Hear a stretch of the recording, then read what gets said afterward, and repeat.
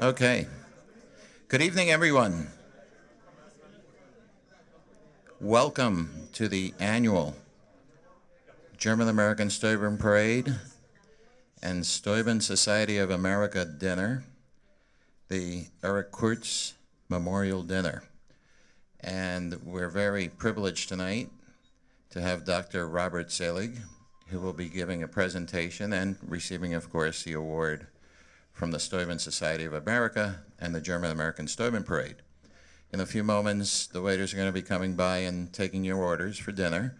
But before we begin, I would like to introduce you to my boss, because we are 3 weeks away from the grandest parade in New York City, the German-American Steuben Parade. Let's hear it for Bob Ratsky.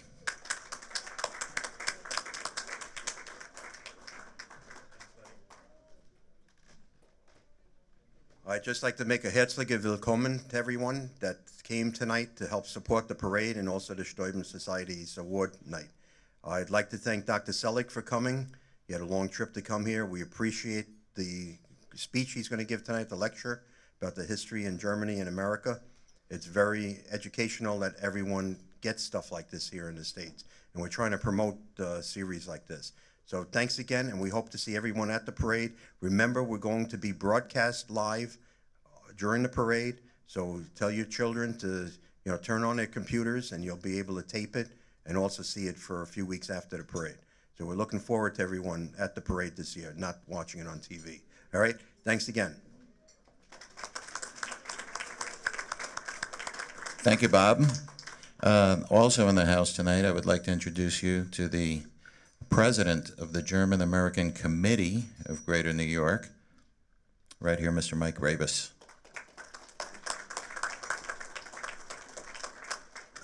Thank you, Lenny, and on behalf of the member organizations of Platt, Deutsch, Park, I welcome you to Franklin Square and this wonderful facility.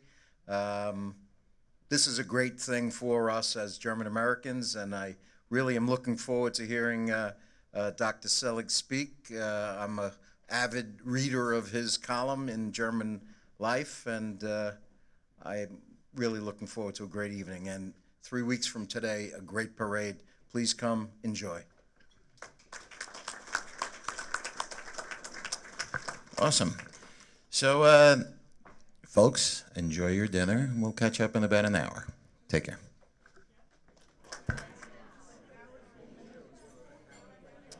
Welcome back, everybody.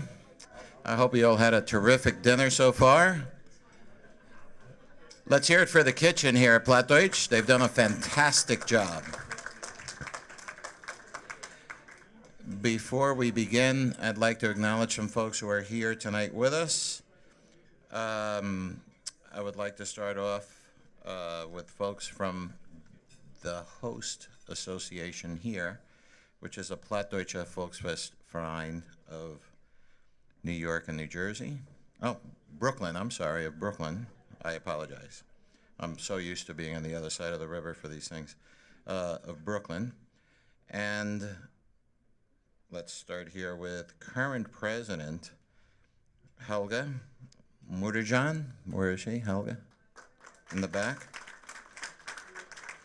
We have a few errand presidents here. We have Willy van Taden, errand president.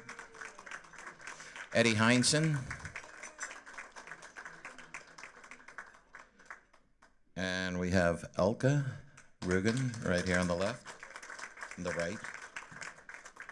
We have second vice president Hans Severson from the original Enzian Schuplattler Verein. We have their Vorstand Ferdinand Huber, seated. And the second Vorstand, George Muller. Ah, there we go, little yodel. Now, in addition to that, we have folks from the Steuben Society of America. And the National Council of the Steuben Society of America is represented by Chairman Bob Land.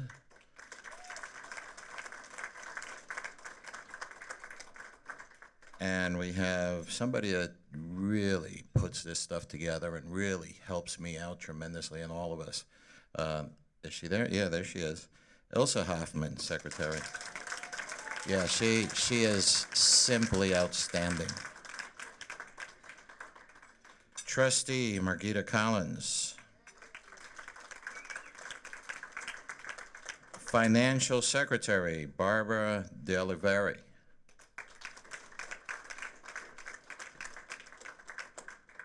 We have Randy Racha over here as a former chairman. He is also a director of the German American Committee of Greater New York, and a dear friend, I might say. And then I was also told Peter J. Steuben will be on the Steuben float. Where is he? Okay. Terrific. That is the first float, I believe, every year, correct? Every year on the parade. I hope you guys are having a great time so far, and now it's my pleasure to introduce to you the recipient of the Erick Kurz Award for 2015, the one and only Dr. Robert Zelig. Please step up. Good evening, everybody. Thank you very much for this invitation. It's indeed a very great honor and pleasure for me to be here today and to be the recipient of this Kurz Award. Thank you very much, ma'am, for funding this. That will be right on the top of my CV, otherwise known as my list of sins. As I was flying here this morning from West Michigan, where I live, Holland, Michigan, I was thinking that many years ago, in the last century, as a matter of fact, in 1980, the very first article that I ever published was on Steuben's command in Virginia when I was involved in the exhibition to commemorate Baron Steuben's 250th anniversary of his birth from 1730 to 1980. And so it's a nice stepping stone in my career after 35 years to now having been invited and have been awarded this wonderful prize. Thank you very much, ma'am, everybody. And the Sauerbraten was good too. So, okay.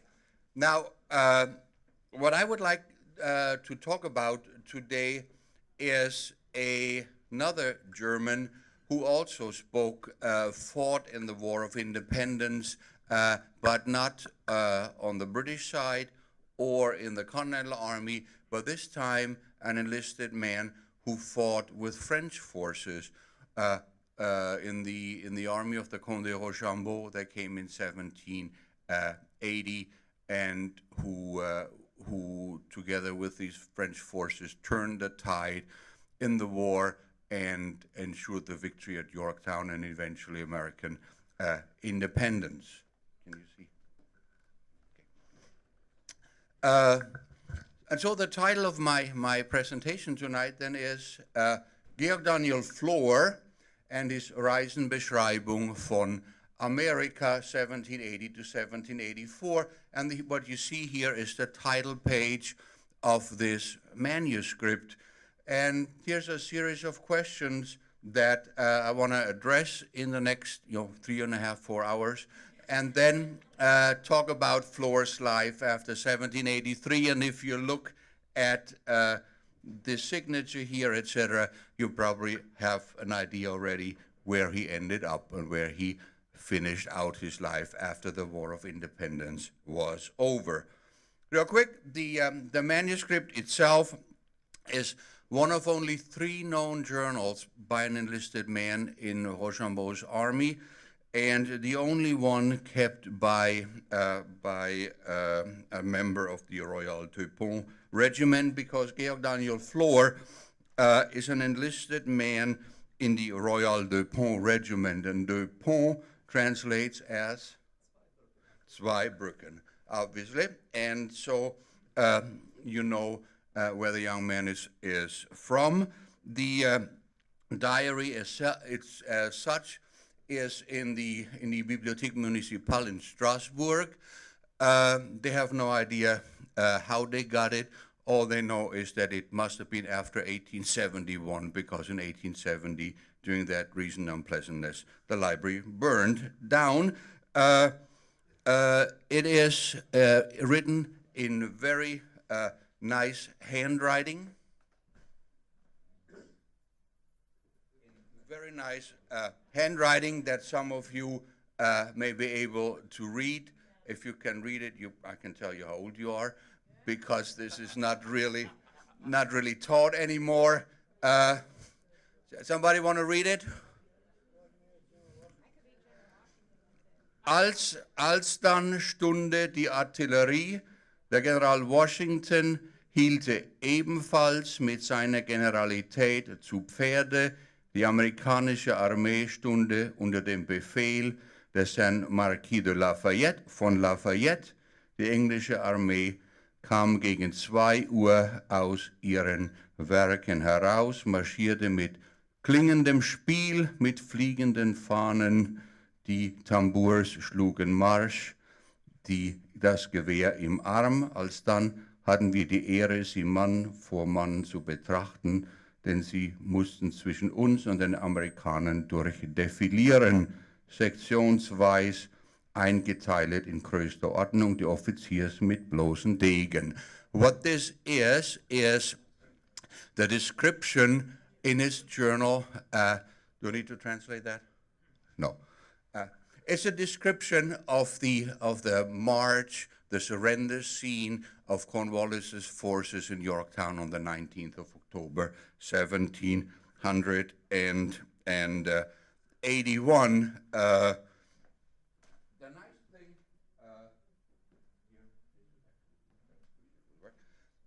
what makes this journal so unique is that Flohr has about 25 drawings in there. Drawings from Newport, Boston, Philadelphia, including here a drawing that shows the siege of Yorktown. Here, die Belagerung zu York, the Schanzen, etc. Here's the York River, there's Gloucester over there.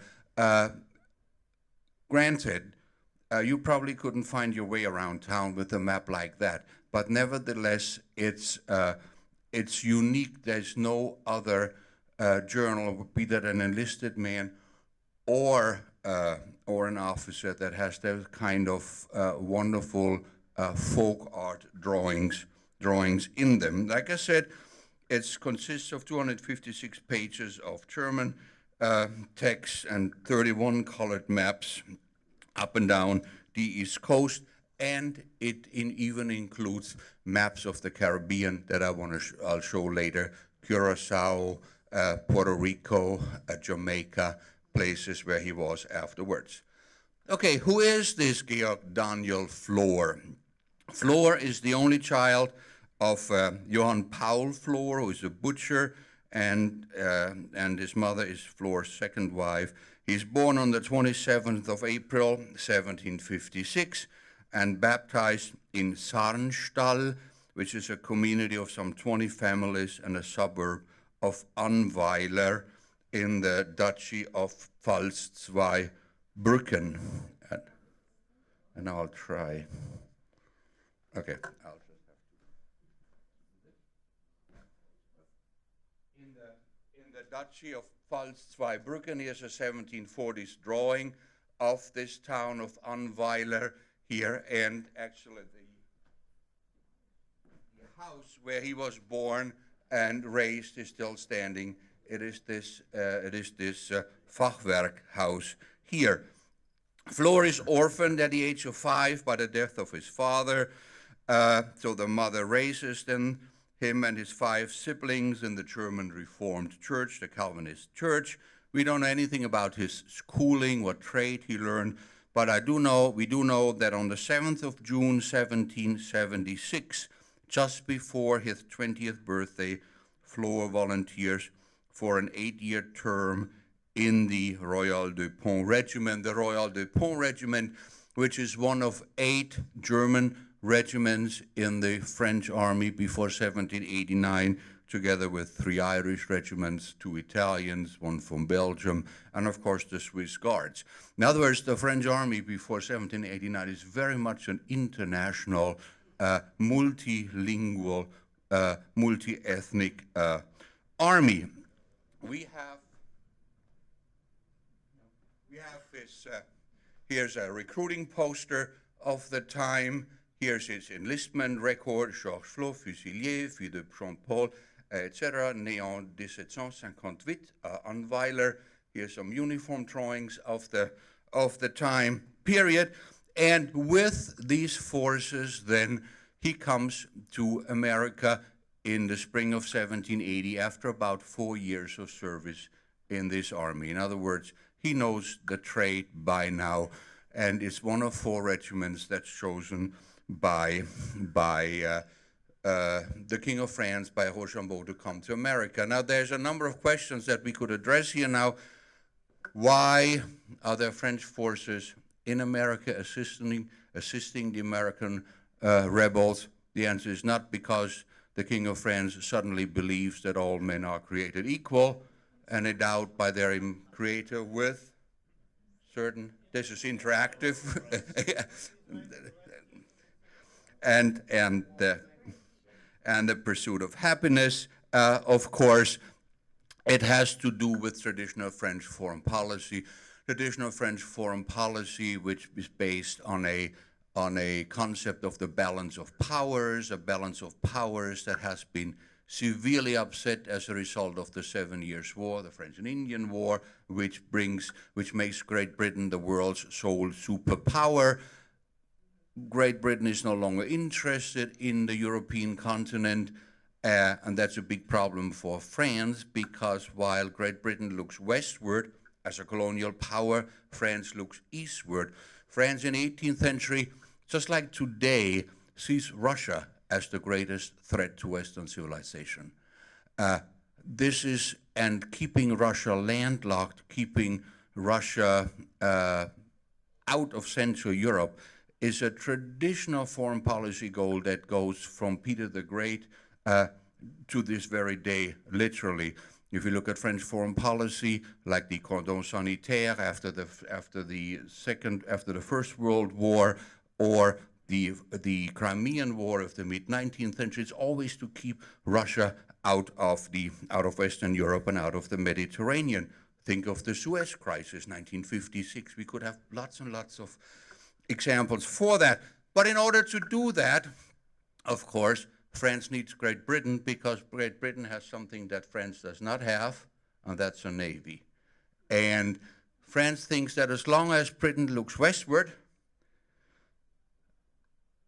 she's not interested in the continent. And Great Britain will only look westward as long as she has property over here, as long as there are colonies over here. And the moment we detach Britain from her colonies here, she will look to eastward in the European continent again. And of course, the American colonies also would like to be detached from the crown of England. And this is where the interests, of course, of the American rebels and the crown of France meet. Right? That's nothing to do with ideology. There's another reason why the Royal Depot is chosen in 1780, and that's of where they're from. Because they speak what language? They speak German. And in the 18th century, mortality rates are much higher, and desertion rates are, of course, much higher. And the King of France is afraid, rightly so, that there'll be lots of death and there will be lots of desertions. And the easiest way to fill up the ranks of the French army over here is by doing what? By recruiting Hessian deserters. They already are soldiers, they speak German. You put those in the German regiment and transfer some of the members of the Royal Depot regiment into French-speaking units because they know enough French by then. In other words, you take one German-speaking regiment and fill them up with Hessian deserters. That was the plan. It didn't work out, obviously, and we'll get to that in a minute. Be that as it may, as I said, Louis XVI decides to support the American rebels in 1776. for Mr. Verchen, supports him in that, and I think this portrait of him shows that eastward direction of French foreign policy. I mean, here he is as French ambassador to Istanbul in what is clearly not a French uniform here. And so in 1780, these forces come over here at a time when American fortunes are really at a nadir. This is the time when Washington writes to Lafayette, we're at the end of our tether, now or never our salvation must come. And the salvation has to come and does come from France, which has already financed most of the American war at that time. Does Flohr know why he is coming to the United States? Does he know what he is fighting for? The answer is, why is he coming over here? Because if he doesn't come, he's a deserter. He'll get shot. I mean, the regiment is sent to come to America. You're in the unit. You can't really say, well, I changed my mind. In other words, he has no say in this, whether he wants to come here. Just like the Hessian and Brunswick and Ansbach troops really have no say, at least the first troops, whether they want to come here or not. Those are established regiments, and the whole regiment is detached somewhere, and this is happening in the French army, of course, as well. He has no say whether he wants to come here or not. Does he know why he is here? Not really. Flohr, with all due respect, has never read Voltaire. He has never read Montesquieu and the division of powers. These ideological underpinnings, to expect them to know these ideological underpinnings is to expect a little much. If he has ever heard of the Declaration of Independence, if he has ever heard of the ideas of life, liberty, and the pursuit of happiness, you will not find a word about it in his journal. At that point in his life, he does not apply these principles, these ideals to his own life. Later on, he most certainly will. The only comment that he ever makes is that he has come to America to put an end to the British wreaking havoc to this beautiful country.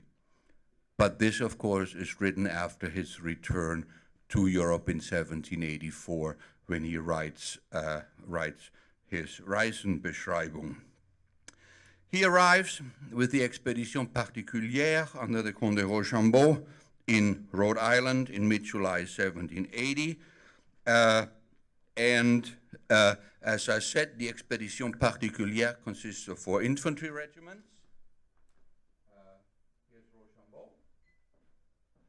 4 infantry regiments, the Bourbonnois, Royal de Pont, Saintonge, and Soissonnois. And as you look at these uniforms, they all have white, except for the Royal de Pont, and their color is what? Blue. And what kind of blue is it? Wittelsbacher Blau.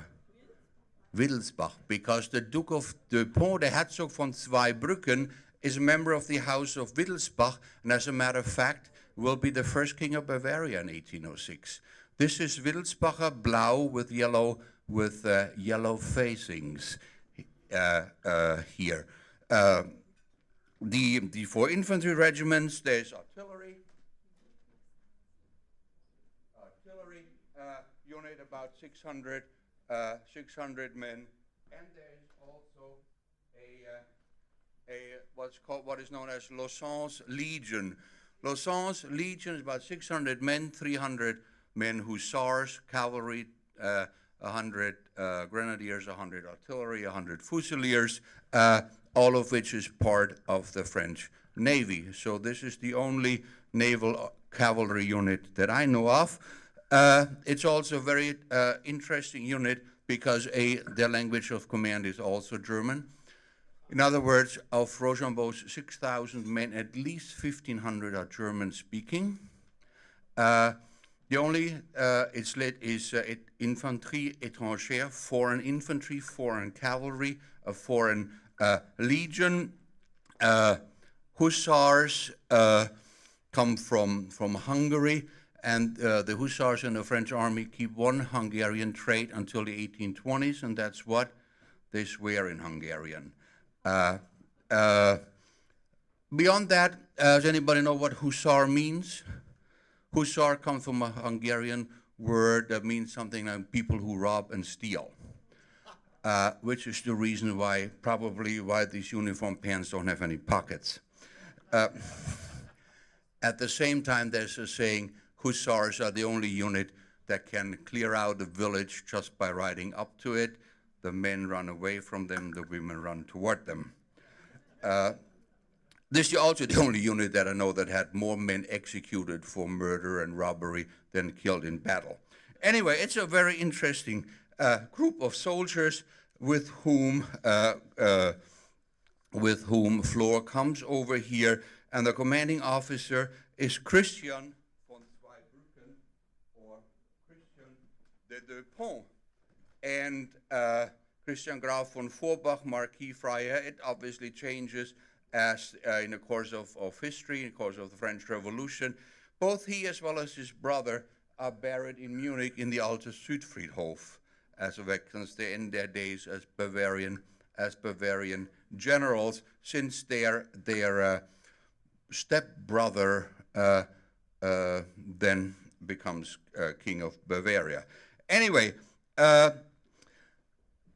for the troops that, including Flohr, that land in Rhode Island, America is a brave new world.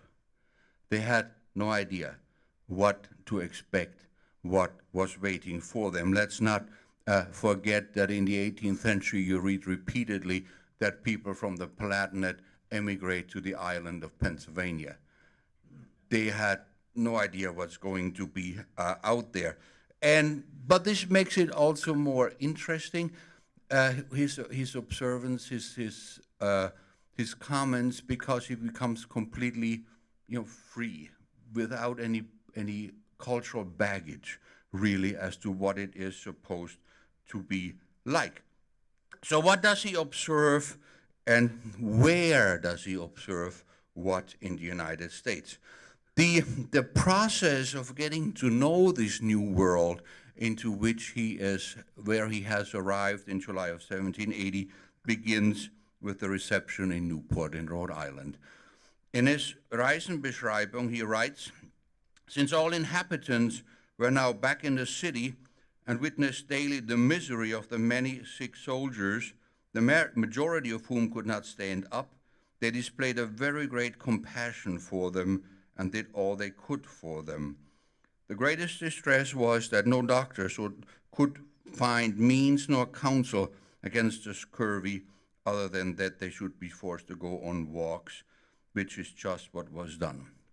In other words, what he is describing is human contact on a person-to-person level. Here are these sick men with scurvy, can barely walk, and Rhode Islanders, the people in Newport, come out to assist them and help them getting back on their feet again. That is very different from the perception that you get from officers' account, because officers, many of them had read Voltaire. Many of them were imbued with the ideas of the Enlightenment. Many of them thought when they come over here, they come to a republic that is full of people driven by virtue, by the highest ideals of is bringing about a completely new society based on the ideas of Rousseau and Voltaire, which of course wasn't true. And the disappointment that you get in many accounts by officers is something that you do not get at all in the account by Flohr, which is also very interesting, because these French forces land in Rhode Island. And if you live in Rhode Island or Massachusetts or in New England, you've met a Frenchman only once or twice before, and that was where? On a battlefield, looking over your musket. It's not called the French and Indian War for nothing. If you are French and Catholic in the 1770s, you have at least 2 strikes against you in New England, obviously, because in 1775, 1776, Americans, at the beginning of the War of Independence, Americans generally saw their new allies as negative, as a traditional enemy rather than as a new friend. I mean, these anti-French prejudices, these anti-Catholic prejudices, these absolutist monarchy prejudices had grown up over decades, literally over decades. The people living up in Canada are Catholic, and they have been the enemy, and they are the enemy. And why should they suddenly be our friends right now, just because we are in a war against the mother country? Throughout the 18th century, ministers from Maine through Massachusetts had encouraged repatriated prisoners of these Franco-Indian wars to record their experiences and read them from the pulpits of the churches. And these accounts were invariably anti-French, anti-Catholic, and confirmed these long-standing convictions of New Englanders that linked the Catholic Church with violence, tyranny, immorality, theological error, and what have you. And this practice had reached new heights during the French and Indian War, and had been reinforced as late as 1774. Let's not forget that one of the biggest complaints that the colonists had, when you look at the Declaration of Independence, and even before that, is the Quebec Act. The Quebec Act, which extends the province of Quebec all the way down to New Orleans and grants Catholics equal rights, suspends the Test Act, etc. in this colony.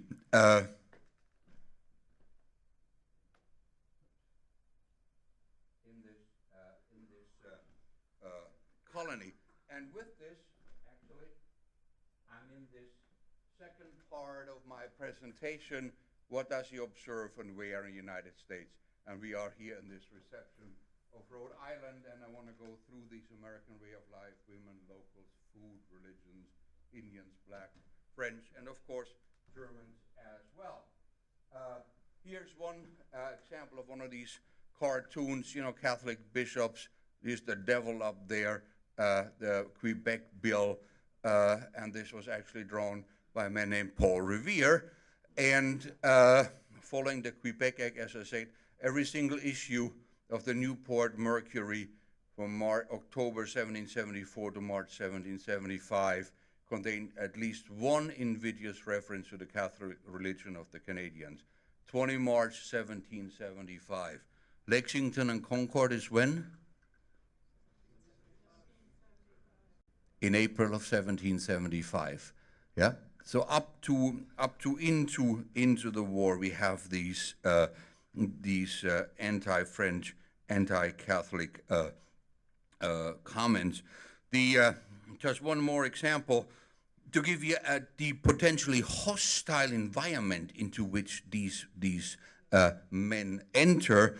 The Pastor James Dana of the First Church of Wallingford in Connecticut said in a sermon he preached in May of 1779 to the General Assembly in Hartford that the preservation of our religion depends on the continuance of a free government.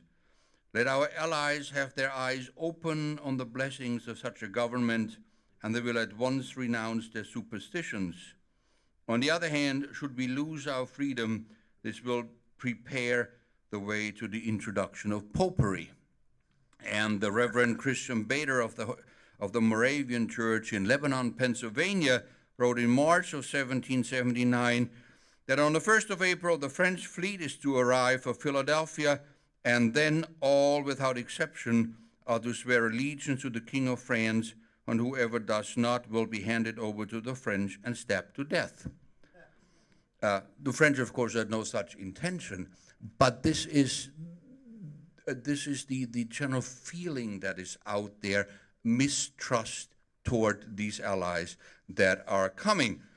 I said there's a big difference between what the enlisted men, what Flohr is describing, and what the officers are writing in their accounts. One of those things, of course, deals with money. Axel von Fersen, for example, wrote in January 1781 to his father, "The spirit of patriotism only exists in the chief and principal men in the country who are making very great sacrifices. The rest who make up the mass, great mass, think only of their personal interests because money is the controlling idea in all their actions. Their greed is unequaled, money is their god, virtue, honor, all count for nothing to them compared with this precious metal." That may be true, and it is true, because it says it is nothing compared with the precious metal, because the money in the colonies at that time is what? Worthless continentals. And the moment the French come with shiploads, wagon loads of silver, literally doubling the amount of specie of gold and silver in circulation in the colonies, nobody wanted to take paper money anymore. That was worthless, right? Paper currency, which Flohr also describes when he says, as far as the money of the inhabitants is concerned, it was made of paper about the size of a playing card, had a printed seal of the province on it, and was signed by the governor, and was, he didn't say, pretty much worthless as opposed to the specie. Silver that French forces bring. And if you look at these examples, here's this French currency, 10th of an écu, a fifth, 24 sous, 60, etc. If you look at British currency, 6 pence a shilling, half a ground. If you look at Spanish currency, 2, 4, 1, 2, 4, and 8 real, a piece of 8. What do you notice? They're all about the same size, which means since they're made of silver, they're all about the same value, right? It doesn't matter where they're from, which king is shown on these coins. And what you also see, they all have the same front and back. We flip them over, right? It's just larger, but they all have the same front, they all have the same back. Pardon? What? Early Europe. Yeah, they all have the same front, same back, and these French écus here, the 6 livre pieces, are legal currency in the state of New York until 1859. That gives you an idea how many there must have been here, literally doubling the pieces. So if the French officer is saying, all they want is our money, it's very obvious because the alternative is worthless. Paper money, of course. Enlisted men do not expect virtuous Americans who sacrifice everything for the cause. Another big issue that French forces have is religion, because virtually all of them are Catholic. In the case of the Royal de Pont, more than half of them are either Lutheran or Calvinist.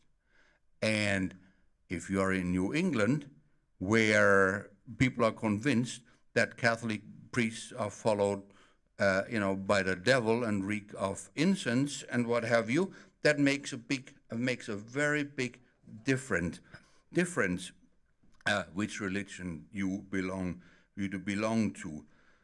As Flohr wrote, by now, and it is about September 1780, we found ourselves quite comfortable in our camp because we had in our vicinity 2 beautiful neighbors who lived in a windmill. One of them was named Hannah, the other Molly, who already spoke some broken German, and who also very quickly opened a tavern as well. All soldiers flocked to it, not only because of the liquor, but also because of the 2 beautiful girls who provided the soldiers with many good times. Now, you need to understand, in an all-male environment, when they let you out after 6 months of basic training, there's no such thing as an ugly woman. However, when I was in the German army, it was all male. But good times, we should not misinterpret that. There are no records of any illegitimate children that I found in about 15 years of research, except one down in Virginia with a French officer. He goes on to say, and that may sound familiar to some of you, the women have lots of freedom there as well. Girls too have such freedom. Once they are 16 years old, their father must not forbid them anything anymore. I have 2 girls. Can't order them to do anything anymore in no matter whatsoever. And if they have a lover, he can be with them freely and openly without the parents being able to say anything to the girls about it. In other words, this is very different, and the custom of bundling just blows these French officers away, how this could happen. In other words, the divisions of social order are much less strict over here than what is used to in Europe. Another point that he observes on is equality of wealth. Equality of wealth. As he says, one does not see a difference here between rich and poor. All inhabitants are rich and well off, something that puzzled me many a time as to where their wealth came from, since they don't work at all. On the one hand, this is not surprising, since the country is not yet much inhabited, and the larger part of it does not yet have an owner. As soon as one leaves a village or town, one does not encounter any houses anymore, and everything is just forest and now and then a manor or a plantation in their language. And the people who live on there are called gentlemen, who are compared to the nobility in Europe, only much more ostentatious. Which is an interesting observation when he says that these plantation owners, these people with hundreds of acres of land in New England and then certainly farther south, are more ostentatious than the nobility in Europe. Because we have the impression that the nobility in Europe is rich. 90% of the nobility in Europe, even in the 18th century, is very poor. Baron Ludwig Eberhard von Esebeck, who is the lieutenant colonel of the Royal de Pont, writes to his father in Zweibrücken how he would never have believed that I should find in America the means of hunting deer and foxes. In Europe, it is the exclusive luxury of the great. And here's a colonel in his regiment who is a baron. He said, I can't afford to go hunting in Europe. Here I can. The fact that when these enlisted men see how you can go hunting, these people have money, there are no barons, there's nothing, that really drives home to them that they are really in a very brave, new and different world. As he says, among them, this is Flohr again, one also does not see a difference in clothing. Be it on Sunday or a work day, they're always dressed like ladies of the nobility. Even if they have to cover only half an hour's distance, they sit on a horse or in a carriage. The women are as good on horseback as the men. They are also not haughty and talk to anybody, he be rich or poor. He overstresses the point, obviously, not everybody is rich, there's also poverty here. But compared to the poverty that they're used to in Europe, the poverty which has driven so many of the Palatines in the 18th century and later in the 19th century, people from Central Europe and Southern and Eastern Europe, that kind of poverty you just don't see in the 18th century anywhere over here in America. What he probably also likes is what really irks the French nobility, as the Chevalier de Coriolis writes in a letter to his father. Here it is not like it is in Europe, where when the troops are on the march, you can take horses, you can take wagons, you can issue billets for lodging, and with the aid of a gendarme overcome the difficulties the inhabitants might make. But in America, the people say they are free, and if a proprietor who doesn't like the look of your face tells you he doesn't want to lodge you, you must go seek a lodging elsewhere, because the words "I don't want to" end the business, and there's no means of appeal.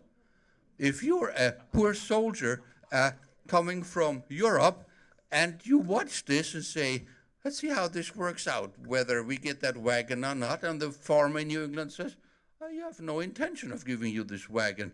You dare touch it, and I have a musket back in there. The humiliation that they see there they must have liked it. Of course, they couldn't say anything about it, but if you listen carefully, what kind of consequences, what kind of thoughts and ideas emerge in the minds of these soldiers, whether they can understand what's going on or not. If you are a member of the Royal Duetsche Regiment, the conclusion that you draw is what? Let's just wait till we get to Pennsylvania, right? Because if you speak German and from the Palatinate, how hard is it to disappear in Lancaster County? Whereas Flohr says, of course, half the regiment found relatives. And there were people out there, and they said, you know, I have a daughter, she's ugly, she comes with 400 acres, how about it? And, you know, off they go. And off they go. So if I said, if the King of France had hoped to replenish his ranks by German-speaking soldiers, and it took the Royal Duetsche Regiment to do that, that was a mistake, because exactly the opposite happened. There are about 220 or so deserters of Rochambeau's forces, and about 190 are from the Royal Duetsche, and their descendants are out there in Lancaster County now bitching about the administration. Whatever they're doing, I don't know. But this language of, you know, this is it. We don't have princes here for whom we toil, starve, and bleed. Such language is anathema in the ears of the nobility, which in turn, of course, finds it ridiculous that we have shoemakers who are colonels and booksellers who are generals in the Continental Army. It's a brave new world for the officers too, and kind of difficult to get used to. Another aspect that is much easier for enlisted men to get used to is food. As far as our victuals are concerned, they were very good and consisted of 1.5 pounds of bread each day and 2 loads of rice, but food is sold very expensively. But he can get used to the food, even if the bread is made from corn, something that they're really not used to. For French officers, Rochambeau brings flour from Europe so that they can have the food that they are used to. Another aspect is religion, which is again something that is something that you don't get in Europe. As Flohr writes, concerning sects, there are very many of them, which are the Reformed Church, the Reformed Lutherans, Quakers, Dunkers, Anabaptists, Jews, Arians, Presbyterians, Moravians, Seventh-day Adventists, and he goes on and on and on. And that's it. Why? Because in Newport and in other towns that French forces march through, Rochambeau forbids them to enter churches. There, in Newport during winter quarters, there are actually guards at the doors of the churches to make sure that French soldiers do not enter into churches. So we have very little to say as far as religion is concerned. The officers have lots more to say. However, they're not just whites in America, right? They're also Indians. They are, of course, fascinating to all French soldiers, including and the enlisted men too. Here's a drawing that Flohr made of Indians. It says Land der von Kanada, right? Land von Kanada, welches von Wilden bewohnt. Here's the Albany River here, the Fluss Albany. And you see Indians doing agricultural work, hunting, etc.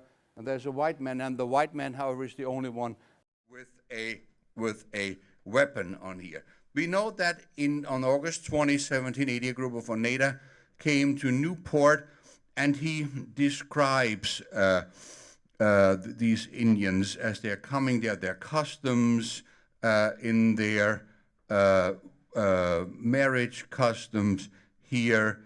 And then there's a German interpreter from the Palatinate. He's actually from Schwetzingen, near Stuttgart. The interpreter who'd come with his father in the 1750s had been captured in the French and Indian War and decided to stay there for 23 years ago already. But what is interesting is when you compare what Flohr has to say about Indians, that, for example, he talks about divine services. There is no pejorative language in his description, and it's much, much longer than what I'm showing here. No pejorative language. He doesn't talk about heathens, etc. Because in a way he is on the same level, social level, societal level as these Indians maybe are. The other group, of course, that he witnesses here in America and that he hasn't seen in Newport. Blacks are the first Americans he sees upon arrival in Newport. As he says, on the morning of the 14th, we began to debark, something we were very anxious for, if only to meet inhabitants. But when we entered Newport, we could not see anyone except for a few Moors here and there, which made us believe that the whole town was inhabited by blacks. But that was not the case. The white inhabitants simply had all gone into hiding because they thought we were enemy troops. As far as officers are concerned, and here's Dumas, who is a distant relative of that author, Dumas, who's an aide-de-camp to Rochambeau, he is portrayed with a black servant. Rochambeau buys himself a black servant. Every French officer who has the opportunity to purchase himself a slave gets himself one. Because in the 18th century, if you have a black slave in Europe, this is like having a Mercedes in your driveway. It is a status symbol. And they may be fighting for the ideas of the Enlightenment and all that, but when the opportunity arises to get one of those, they take him, and they take him back to Europe with them. Baron Closen, who is also from near Munich, takes a man from Connecticut back to Europe with him. This is not an option, obviously, that is open to enlisted men, plus their relationship with blacks is very different because they being in the army of the 18th century, being a soldier also has certain restrictions on your life. And if you read the accounts by Flohr, for example, when they get into Virginia and Maryland, then one could see at all times black people or Moors run around naked, just like God had created them. And in Virginia, they own 150 or more slaves, and white women are ashamed in front of the naked Moors. And they asked him why they did not clothe them, it was too shameful. And then they're kept like cattle. The young ones of these blacks are raised as much in a state of nature as young cattle. It's against human nature. In other words, there's a clear value judgment here. What is happening to blacks, what Virginians, what American slave owners are doing to blacks. Descriptions that you will never find in an account by an officer. You also find it in accounts by Americans. Here's somebody from Connecticut. We pass John of Washington's plantation. They are marching past Mount Vernon when he says that Alas, that persons who pretend to stand for the rights of mankind, for the liberties of society, can delight in oppression and the worst kind. Who is he talking about? As they're marching past Mount Vernon, Washington himself, right? And I could give you more examples. Here's one more example from the diary from an anonymous wagoner from Sutton, Massachusetts. Yeah, and we arrived at Fredericksburg in Virginia, the 18th of September, 1781. And this part of the country is very poor for food for man and beast, but a plenty of Negroes. And some gentlemen have 6 or 7 or 800 of them, and some 1,000 poor blacks are kept as poor as hogs or dogs. This is a New Englander coming down to Virginia as not having any meat for a month or more, and any overseer that gives them meat, etc. I cannot help but think that when these people from New England, from Connecticut, from Massachusetts, from Rhode Island, get back to New England and their friends say, "What's it like down there?" they're going to mention that too. And there's nothing more convincing than somebody who can say, "I was there, I saw it, this is what it's like." Much more convincing in shaping public opinion than anything you might read. I personally tend to think, based on my research, that this Yorktown campaign, when these men come back by the hundreds, I mean literally by the hundreds, help shape an anti-slavery opinion that you get in New England at the time period. And lastly, what about Germans? As Flohr says, we got along very well with the inhabitants, though we could talk but little with them. Everyone among us soldiers tried to find a girlfriend in order to learn the English language a bit. And just as an aside, the American women were very flattering, and we were especially popular with the girls because we were German, and they hold the German nation in high regard. Why is that? Because you compare them to the French, and you look at the French history, you look at the French. This is not an expression of early German nationalism, but rather compared to the cultural baggage, historical baggage that the French are bringing, the Germans are relatively free of that baggage. And that makes a big difference, as I said, certainly by the time they get to Pennsylvania. Let me just show you real quick. There are Germans everywhere, obviously. Adam Breitenröder is clearly from Germany. If you look at this, what he signs here. Here's one of the drawings of Flohr. This is Williamsburg, right? If you ever been to Williamsburg, here's the College of William and Mary. Here's the Capitol. Here's Bruden Parish. Here's the Governor's Palace. Here's a drawing of Baltimore and Annapolis. Here is the North River, and here is Peekskill. And if this is Peekskill here, this got to be Verplank's Point, but I have no idea what this river is supposed to be here. Here's the city of Boston. Those of you who have been to Boston know that there is a building that has a little cricket on top, right? From there, they go into the Caribbean. Here's Portobello. Down there, Spanish island. Here's Curacao, a Dutch island. And then, of course, with this I will close, then Flohr goes back to Europe, 1784. He comes home after 8 years, and the mother says, "What do you want here?" "I don't have enough land, I don't have enough food for who is here. Go find another place." He goes to Strasbourg then, where he writes his Reisenbeschreibung, which is completed in 1787. Then he goes to Paris to study medicine. And then in January of 1793, we have this unfortunate accident that happens to Louis XVI because he loses his head. Flohr is there. He sees that. He notices that the French Revolution is taking a very radical, very dangerous turn, and he decides to go where? Right over here. By 1795, we know he's in Madison County, Virginia, where he studies theology under the Reverend William Carpenter at the Lutheran Church there.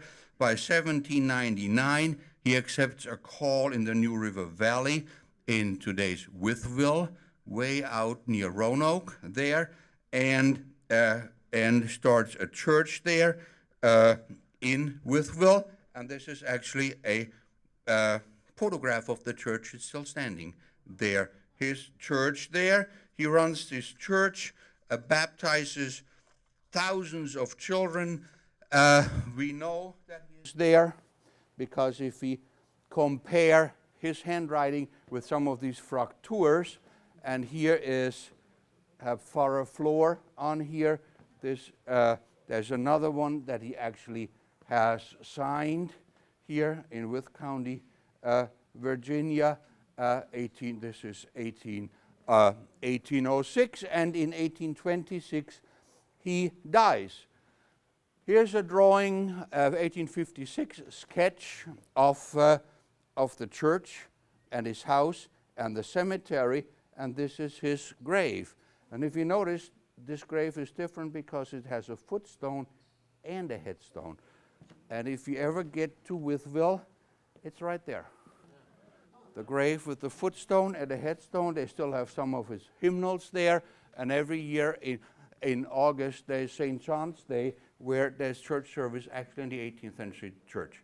They had no idea who their minister was, where he had come from prior to 1793, until I found this diary by him, and then this drawing of Williamsburg became the poster for the tercentenary of the College of William and Mary, and somebody said, I know that name, and that started the conversation then, and now we have a complete biography of an enlisted man with French forces, a German with French forces, was a unique diary that nobody knows how it got to Strasbourg, who was born in Unweiler and died and was buried in Wytheville, Virginia.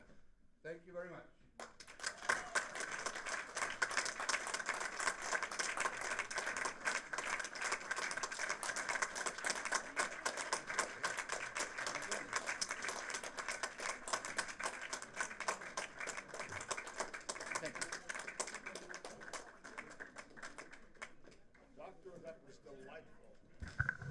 Thank you, Doctor. Thank you. That was very enlightening. I loved it. Absolutely loved it. Thank you. This is down in Williamsburg at the Peyton House. Yeah. Yeah. So, okay. Thank you. But you had a question. I did. Yeah. In what denomination, if we know, did the gentleman preach? In what denomination? He's a Lutheran? He was. He's a Lutheran pastor. He keeps the church records until his death. The church records in Wytheville are all in German. Then his successor doesn't speak German anymore, not very well. Then it becomes all in English. But as long as he is minister there, his correspondence, his records, everything's in German. Yeah. No, my main source of income is working for the National Park Service as a consultant to the Washington Rochambeau Revolutionary Route, a national historic trail that follows exactly the trail of French forces and Continental Army forces. And I've been doing state studies. They're all online. I mean, if you Google them, Washington Rochambeau in the state of New York or Connecticut, you can download them and then find out about the French role in there. However, I was just in May. I had a grant down in Monticello from the Monticello Foundation to spend a month preparing this journal for a publication. And it's translated, it's annotated. I want to sleep over it a couple more weeks, and then I'll go over it again and send it to a publisher, hopefully for publication. Thank you, Doctor. I will read it if I can. Can I Thank- just maybe you can send one of those to Mark Schneider from German Life. They would love to have it in there. And most of you know German Life. Yes, we do. Yes, we do. Don't go. You know, the Kurtz family is here with us today. And I would like to introduce Phyllis, Matthew, Nicole, and Andrew, who are going to come up here with Ilse Hoffman and present Dr. Selig with the Erick Kurtz Award. First of all, I'd like to say to all my friends in this German-American community, and specifically the Parade Committee and the German-American Committee of Greater New York, it's a wonderful thing that you allow us to jointly celebrate our heritage with a capacity like Dr. Selig, who has here, if any of you wish to see it, 8 pages of his biography and bibliography.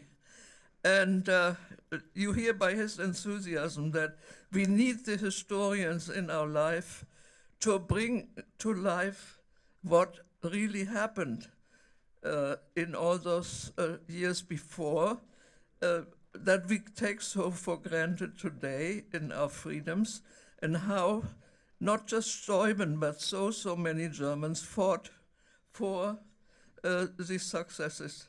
And rather than giving you another long speech, I would like to also tell you that I'm so happy we celebrate Erick Kurz's life as part of our joint ventures, because Erick was a Steubenite, but Erick was also a singer, right? Yes, And he was first generation in America. first generation America. He was in so many German groups, and for us, he was Steuben on the float, and so many other things that united the German community. And he was a Long Islander here, and so is the family still to this day. My role is simply to thank all of you and all of the Kurzes and Dr. Selig. And Phyllis, could you hold this? You could stand I got two of them. two legs. I am simply responsible for any mistakes that happen, and I think the boys will. I'll give it to him. The Yeah. boys will Boys, present this. present that to- Okay. And this is with our thanks, Yes, thank you. and maybe Yes, we, yes. maybe we read. And I just want to comment, it's very apropos that we're having it today, because today is the 7th year that he passed. Yeah.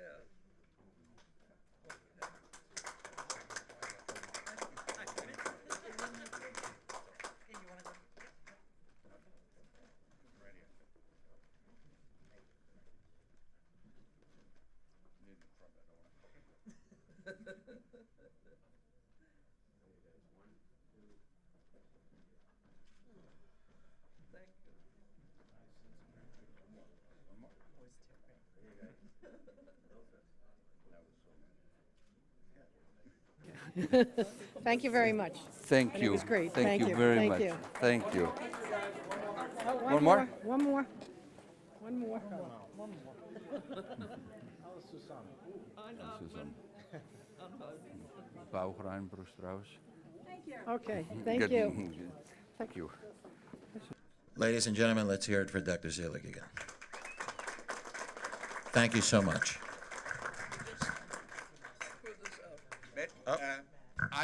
I'll leave my business cards up here, so if some of you have some questions or you want to contact me, just send me an email. And since you're on the East Coast here, this Sunday at, I think, 4:30, there will be a presentation that I did at the Society of Cincinnati. Will be on C-SPAN about this National Historic Trail. Sunday, C-SPAN, I think at 4:30. Fantastic. I do want to bring up some people that I like to mention who are here tonight as well. Someone who helped me tremendously also during this whole putting this together. She is our director of finance. She is our head fundraiser.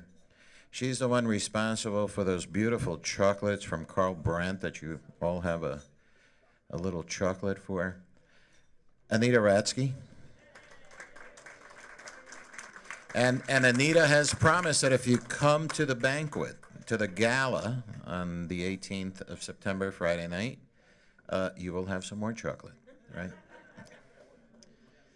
In addition to that, responsible for Miss German America, our Queen Mother, we call her, Connie Ram, sitting right here. She puts the agenda together, takes care of Miss German America. Her husband, the director at the German American Committee of Greater New York and the treasurer of the German American Steuben Parade Committee, who's going to cut the check later. Right here, Richie Ram.